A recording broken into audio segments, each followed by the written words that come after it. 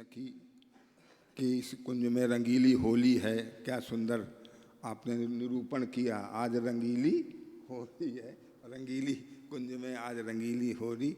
हमारे मंच में श्री सच्चिदानंद महंत जी महाराज महामंडलेश्वर पधार चुके हैं। हम हृदय से अभिनंदन स्वागत आपका करते हैं। आप कृपा पूर्वक मंच में पधार चुके हैं। इसके बाद में आप ये जान लीजिए कि गणेश जी जो प्रथम पूजित हुए वो किसके प्रभाव से हुए, किसके कारण, कौन कारण था जिसके कारण से प्रथम पूजियत नाम प्रभाव, किसके कारण से? वो गुरु के कारण से हुए। नारद जी महाराज के द्वारा जो आपको सारे के सारे और जितने देवता थे उन्होंने तो नारद जी की उपेक्षा कर दी। संत की कहीं उपेक्षा नहीं करना चाहिए। संत अगर रास्ते में आता हो तो उसको सब काम त्याग करके उसके दंडोत चरणन में कर लेना चाहिए ताकि वो आपको शुभ कामना आपकी करे। इसलिए सब तो चले गए, पर गणेश जी ने जैसे नारद जी को देखा तो वो उतरे अपने वाहन से और जा करके दंडोत प्रणाम करके कहने लगे कि गुरुदेव ये है। और सब कोई जानते हैं कि नारद ही ऐसे ऋषि हुए हैं जिनको चारों युगों में, चाहे सतयुग, द्वापर, त्रेता, कलयुग, कहीं भी सब युगों में बड़े बड़े दैत्यों राक्षसों ने भी उठ करके नारद जी का स्वागत किया है, सम्मान किया है। ऐसे नारद जी ही प्रथम गुरु हैं। इसलिए नारद जी का सम्मान गणेश जी ने किया और गणेश जी को मंत्र दिया आपने कि कुछ नहीं करना है, तुम्हें केवल एक नाम राम जी का लिख करके इसकी परिक्रमा 7 यहीं लगा लो और देखो प्रभाव। तो गुरु जी का प्रभाव ऐसा हुआ कि जितने देवता पहले निकले थे उनसे सबसे आगे गणेश जी दिखाई पड़ रहे हैं। वो तो कहते थे कि अभी पीछे था, आगे कहाँ हो गया। ये गुरु कृपा है, गुरु कृपा से प्रथम ये गुरु की महिमा है। बोलो वृंदावन बिहारी लाल की, बोलो गुरुदेव भगवान की। इस प्रकार से अब महान महंत जी महाराज हमारे साथ विराजमान है। मेरा उनसे प्रार्थना है कि आप कृपा करके अपने वचनों के द्वारा हम सबको कृतार्थ करेंगे। श्री महंत जी महाराज। कल्पितरुभ्यश्च कृपा सिन्धुभ्यैव च पतितानां पावनेभ्यो वैष्णवेभ्यो नमो नमः। भक्ति भगवंत गुरु चतुर्नाम बपुए, इनके पद वंदन किए नासहि विघ्न अनेक। श्री वृंदावन बिहारी लाल की जय। हरे कृष्णा कृष्णा कृष्णा हरे हरे, हरे कृष्णा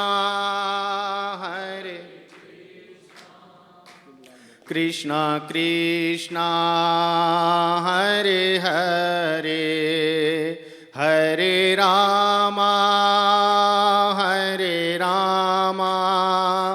राम रामा हरे हरे, हरे रामा राम रामा हरे हरे।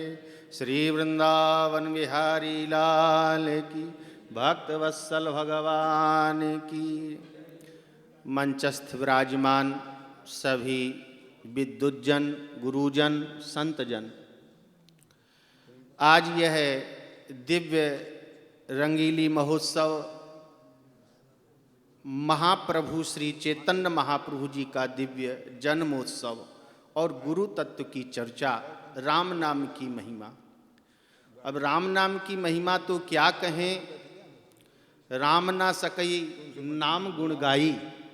इसके आगे तो कुछ है ही नहीं। जिसका नाम है वही नाम की महिमा का गान नहीं कर सकता, तो हम आप कैसे कर सकते हैं?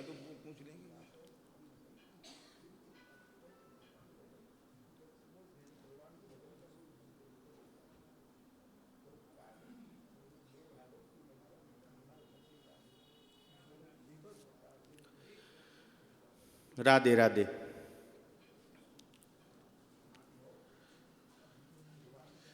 श्री भक्तमाल जी में परम पूज्य श्री रंगीली जी महाराज तो दिव्य रस की मूर्ति हैं।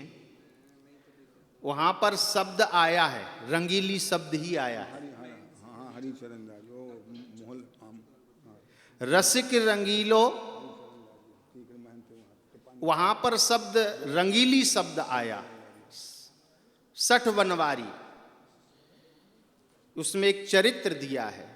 तो जैसे सी उसमें भी भक्तमाल में भी श्री रंगीली जी महाराज जितना उनका प्रेम का पुंज था, हमारे रंगीली जी महाराज भी वैसे ही प्रेम की ही मूर्ति है, रस की मूर्ति है, आनंद की मूर्ति। सबसे प्रेम करना और सबको सन्संग मार्ग पर लगाना, और जो संत के स्वरूप और लक्षण होते हैं वो श्री महाराज जी में विद्यमान है।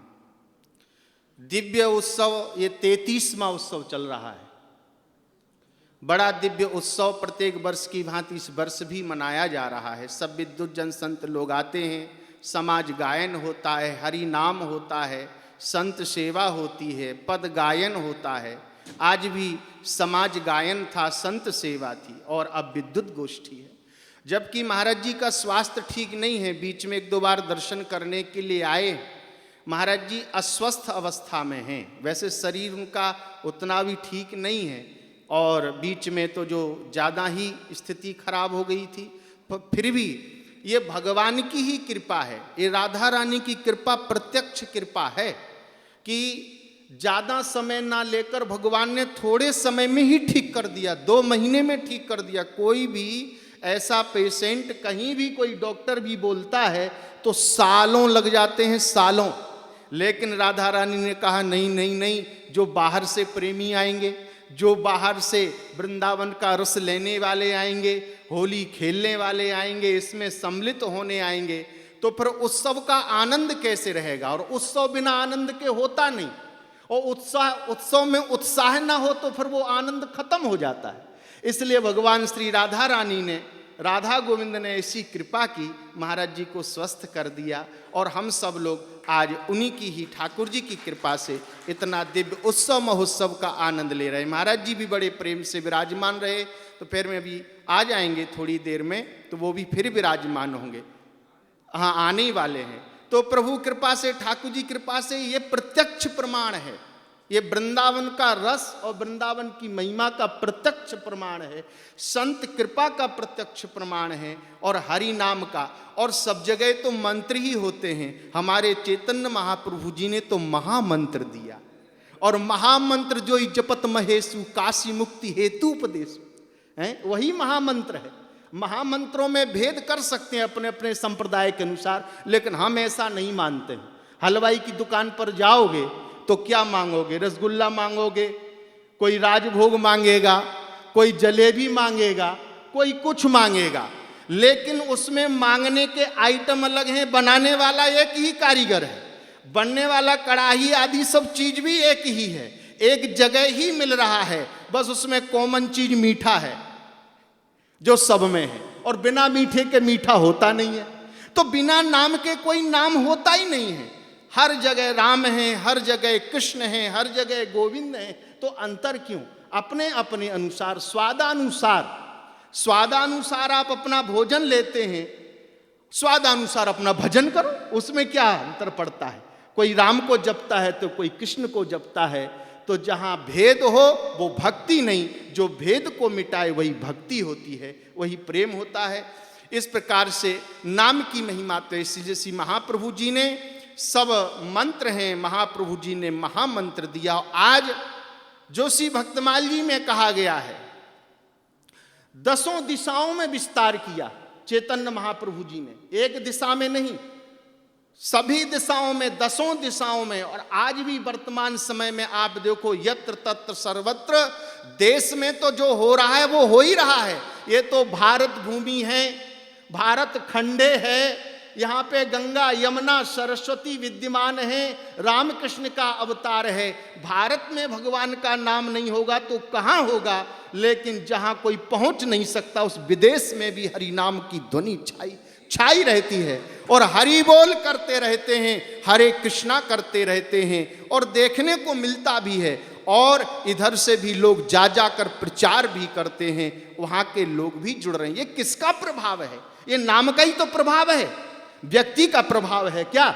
व्यक्तियों का प्रभाव तो कब से नहीं है। ये व्यक्ति का प्रभाव नहीं है, ये भगवान के नाम का प्रभाव है। ये नाम का इतना बड़ा प्रभाव है कि 10 दिशाओं में श्री महाप्रभु जी ने और इस नाम की महिमा का विस्तार किया। आज सब लोग उससे जुड़ करके, और एक नाम ही भगवान का ऐसा है कि जैसे नदी को पार करने के लिए नौका, गोस्वामी तुलसीदास जी ने भी कहा है, राम जप राम जप राम जप बाबरे, घोर भव नाव निधि निज नावरे। भगवान को पार जान पाने के लिए, भगवान को प्राप्त करने के लिए जैसे नदी का सहारा लेकर, नौका का सहारा लेकर पार होते हैं, इसलिए नाम निज नावरे, नाम ये नौका का सहारा है। और गुरु तत्व की बात है तो हमारे यहाँ तो कहते हैं, गुरु वही जो विपिन बसावे, गुरु वही जो संत सेवावे, और गुरु वही जो हरि मिलावे, इन करनी बिन गुरु न कहावे। संतों ने यही बताया है। गुरु तत्व से बड़ा क्या है? आप क्या समझते हैं? जो कुछ भी संसार में किसी को प्राप्त होता है और जिसको कुछ भी प्राप्त हुआ है वो बिना गुरु के प्राप्त नहीं हुआ है। हर जगह गुरु है, शिक्षा भी गुरु है, ज्ञान भी गुरु है, ध्यान भी गुरु है, और जो कुछ भी दृश्यमान होता है वो भी गुरु ही है, क्योंकि उससे भी तो शिक्षा ही लेते हैं। यदि ऐसा नहीं होता तो भागवत जी में दत्तात्रेय भगवान ने 24 गुरु क्यों बनाए? 24 गुरु क्या सबने मंत्र दिया? देख करके ही गुरु बनाया। यानी दृष्टि गोचर होने पर भी हमें जहां से ज्ञान मिलता है वो भी गुरु तत्व में आता है, और इतना बड़ा व्यापक तत्व गुरु तत्व होता है। इसलिए गुरु की महिमा भी अनंत है, इसलिए गुरु के बिना कुछ प्राप्त नहीं होता है। गोस्वामी तुलसीदास जी महाराज ने जब श्री हनुमान जी महाराज का चरित्र गायन किया श्री चालीसा में, तो वहां पर भी आपने गुरु को भी श्री गुरु प्रारंभ किया है, और जय जय जय हनुमान गोसाई कृपा करहु गुरुदेव की नाई। यहां भी समापन भी गुरु से किया है। क्यों? और किसी का नाम नहीं ले सकते थे? राम की कृपा भी कह सकते, प्रभु राम की तरह कृपा करो, ऐसा नहीं कह सकते थे? लेकिन हनुमान जी की प्रार्थना करने पर गुरु को ही क्यों लिया?